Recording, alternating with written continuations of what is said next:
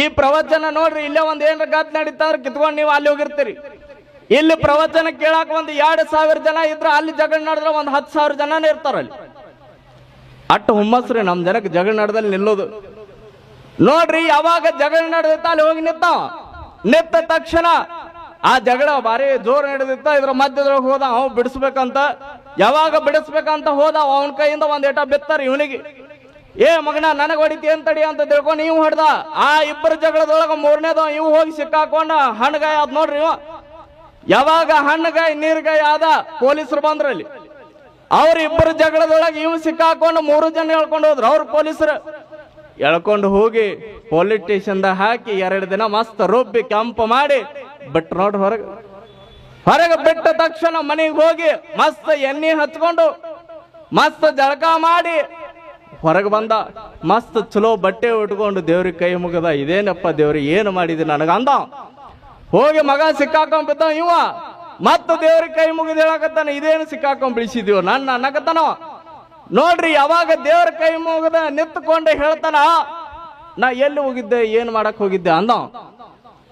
ಓಹೋ, ಒಂದು ಮಾತು ಸಿಗಲಾಗುವುದು ಅಂತ ಬೋರ್ಡ್ ಹಾಕಿದ್ರ, ಅಲ್ಲಿ ಹೋಗಿದ್ದೆ. ಅಲ್ಲೊಂದು ಏನೋ ಒಂದು ಚೀಟಿ ತಗೊಂಡು ಬಂದಲ್ಲ, ಆ ಚೀಟಿ ಎಲ್ಲೈತೆ ನೋಡೋಣ ತಡಿ ಅಂತ ಹಂಗ ನೋಡಿ ಅದೇನು ಹೊಡಸ್ಕೊಳಕ್ ಹೋಗಿದ್ನಲ್ರಿ, ಆ ಕಿಸದೊಳಗಿತ್ತದು. ಆ ಅಂಗಿ ಕಿಸದೊಳಗಿತ್ತ. ಆ ಚೀಟಿ ತೆಗದ್ ನೋಡ್ರಿ. ಆ ಚೀಟಿ ತೆಗದ ಏನೈತೆ ನೋಡೋಣ ತಡಿ ಅಂತ ಅವಾಗ ತೆಗದ ಹಿಂಗ ನೋಡ್ತಾನ. ಜಗಳಗಳ ನಡೆದಲ್ಲಿ ನಿಲ್ಲಬೇಡ ಅಂತ ಬರ್ದಿದ್ದ ಅವ ಮನುಷ್ಯ. ನೋಡ್ರಿ, 99% ಸಮಸ್ಯೆಗಳ ಎಲ್ಲಿಂದ ಪ್ರಾರಂಭಕ್ಕವಂದ್ರ ಯಾವ ಕೆಟ್ಟ ಜನಗಳ ಮಧ್ಯದೊಳಗಿರ್ತೀವಿ, ಯಾವ ಕೆಟ್ಟವರ ಮಧ್ಯದೊಳಗಿರ್ತೀವಿ, ಕೆಟ್ಟ ವಿಚಾರಗಳ ಮಧ್ಯದೊಳಗಿರ್ತೀವಿ, ಅಲ್ಲಿಂದ ಪ್ರಾರಂಭಕ್ಕ. ನೋಡ್ರಿ, ಅವರಿಂದ ಸ್ವಲ್ಪ ದೂರ ಇದ್ ಬಿಟ್ರಿ ಅಂದ್ರ 99% ಸಮಸ್ಯೆಗಳು ದೂರ ಆಕ್ಕವು. ಹಂದಿ ಹೊಲಸು ಮಾಡ್ಕೊಂಡು ಹಿಂಗ ಹೋಗುವಂತ ಸಂದರ್ಭದೊಳಗ ಆನೆ ಗುದ್ದಾಕ್ ಬಂತಂತ. ಆನೆ ಗುದ್ದಾಕ ಬಂದಾಗ ಆನೆ ಎಷ್ಟು ದೊಡ್ಡ ಶಕ್ತಿಶಾಲಿ ರೀ. ಅದು ಹಂದಿಗೆಟ್ಟ ಒಂದ ಸೊಂಡಿನಾಗ ಹೊಡ್ತಂದ್ರೆ ಎಲ್ಲ ಹೋಗಿ ಬೀಳ್ತದ. ಆನೆ ಹಿಂಗ ಸರ್ಕೊಂಡ್ಬಿಡ್ತಂತ.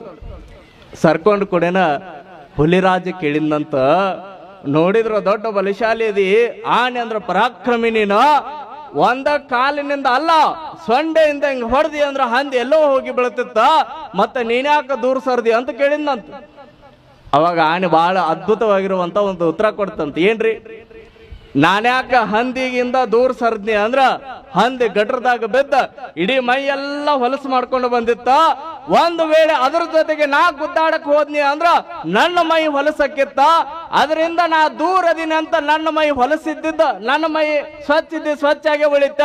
ಅಂತ ಕೆಟ್ಟ ಜನಗಳಿಂದ ನಾವು ದೂರ ಇದ್ವಿ ಅಂದ್ರ 90% ಸಮಸ್ಯೆಯಿಂದ ನಾವು ದೂರ ಇರ್ತೀವಿ ಅನ್ನುವಂತ ಮಾತುಗಳನ್ನ ಆನೆ ಹೇಳ್ತಾನೆ. ನೋಡ್ರಿ, ನಮ್ಮ ಜೀವನದಾಗ ಬರ್ತಾರಲ್ರಿ ಅಂತವ್ರು. ಹೊಲಸು ಮಾಡ್ಕೊಂಡು ನಮ್ಮನ್ನು ಹೊಲಸು ಮಾಡಾಕ ಬಹಳ ಜನ ಬರಾಕತ್ತಿರ್ತಾರ. ಅವ್ರ ಮನೆ ಹರಿದೋಗಿರ್ತಾವು, ಅವರು 10-12 ಆಗಿರ್ತಾವು. ಆದ್ರೂ ಕೂಡ ನಮ್ಮನ್ನು ಬಂದು ಪ್ರಶ್ನೆ ಮಾಡಾಕತ್ತಿರ್ತಾರ. ಒಬ್ಬ ಶ್ರೀಮಂತ ಚಪ್ಪಲಿ ಅಂಗಡಿಗೆ ಹೋಗಿದ್ದ. ಚಪ್ಪಲ್ ಅಂಗಡಿಗೆ ಹೋಗಿ ಚಪ್ಪಲ್ ಹೊಲಸ್ಬೇಕಂತ ನಿಂತುಕೊಂಡು ಆ ಹೊಲಿಯುವಂತ ಸಂದರ್ಭದೊಳಗೆ ನಿಂತುಕೊಂಡು ಚಪ್ಪಲಿಗಾರನಿಗೆ, ಆ ಹೊಲಿಯುವಂತ ಮನುಷ್ಯನಿಗೆ ಕೇಳಿದ್ನಂತ, ಏನು ಇಷ್ಟೆಲ್ಲ ಟೆಕ್ನಾಲಜಿ ಮುಂದುವರೆದೈತ, ಇಷ್ಟೆಲ್ಲ ಯುಗ ಮುಂದುವರೆದೈತ, ಆದ್ರೂ ಕೂಡ ನೀ ಇನ್ನ ಚಪ್ಪಲಿ ಹೊಲಿಯಾಕತ್ತೀಯಲ್ಲ ಅಂದ.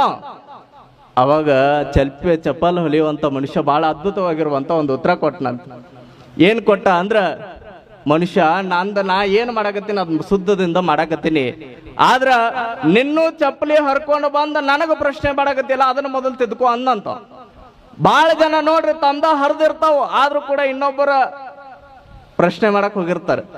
ಆ ಬದುಕನ್ನು ಬಿಟ್ಟಾಗ ನಮ್ಮ ಬದುಕು ಬಹಳ ಸುಂದರ ಆಗ್ತದ ಅನ್ನುವಂತ ಮಾತುಗಳನ್ನ ಈ ಸಂದರ್ಭದಲ್ಲಿ ಹೇಳ್ತಾ, ನೋಡ್ರಿ ಎಷ್ಟು ಅದ್ಭುತವಾಗಿರುವಂತ ಕಾರ್ಯಕ್ರಮ ಈ ವೇದಿಕೆ ಒಳಗ ಸಾಯಿನಾಥ್ ಅವ್ರ, ಸದ್ಗುರು ಸಾಯಿನಾಥ್ ಅವರ ವೇದಿಕೆ ಒಳಗ ನಡೆಯಕತ್ತಂದ್ರ, ಇವತ್ತು ನೋಡ್ರಿ ಇಲ್ಲಿ ಸಾಯಿಬಾಬಾ ಅವ್ರ ಗುಡಿಗೆ ಬಂದು ನನಗೆ ಬಹಳ ಹಂಡೆ ಹಾಲು ಕುಡ್ದಟ್ಟು ಖುಷಿ ಆಗೈತೆ. ಎದಕ್ಕೆ ಖುಷಿ ಆಗೈತೆ ಅಂದ್ರ, ಈ ನಾಡಿನೊಳಗ ಬಹಳ ವೇದಿಕೆಗಳನ್ನ ನಾನು ಹಂಚಿಕೊಂಡಿನಿ, ಬಹಳ ವೇದಿಕೆಗಳನ್ನು ಹಂಚಿಕೊಂಡಿನಿ. ಈ ನಾಡಿನೊಳಗ ಕೇವಲ ದುಡ್ಡಿಗಾಗಿ ಮಾಡುವಂತ ಕಾರ್ಯಕ್ರಮಗಳು ಬಾಳದವು, ಕೇವಲ ಏನೋ ಒಂದು ಸಿಗುತ್ತಂತ ಮಾಡುವಂತ ಕಾರ್ಯಕ್ರಮಗಳು ಬಾಳದವು. ಆದ್ರ ಯಾವ ದುಡ್ಡಿನ ಆಮಿಷಕ್ಕಾಗಿ ಅಲ್ಲ, ಯಾವ ಹಣ್ಣಿಗಾಗಿ ಅಲ್ಲ, ಕೇವಲ ಸಾಯಿನಾಥನ ಸನ್ನಿಧಿಗೆ ನಮ್ಮ ಭಕ್ತಿ ಸಲ್ಲಿದ್ರ ಸಾಕನ್ನುವಂತ ಕಾರ್ಯಕ್ರಮ ಯಾವುದಾದ್ರೂ ಊರೊಳಗ ಮಾಡಕತ್ತಾರ ಅಂದ್ರ ಅದು ಕೇವಲ ಮುನವಳ್ಳಿ ಪಟ್ಟಣದೊಳಗ ಅನ್ನುವಂತ ಅಭಿಮಾನ ಬಹಳ ಹುಟ್ಟುತ್ತದೆ.